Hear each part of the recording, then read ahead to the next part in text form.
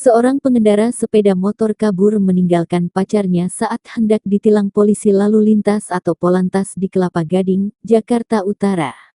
Peristiwa ini terekam kamera hingga videonya viral di media sosial. Video tersebut salah satunya diunggah akun Instagram @fakta.jakarta. Dalam keterangannya dijelaskan terjadi pada Minggu, 20/8 kemarin.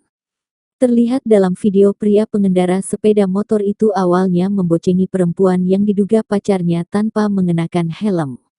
Anggota Polantas yang melihat kemudian langsung menghentikannya.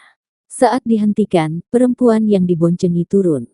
Namun pengendara sepeda motor tersebut justru tancap gas melarikan diri meninggalkan pacarnya yang lari-lari mengejarnya.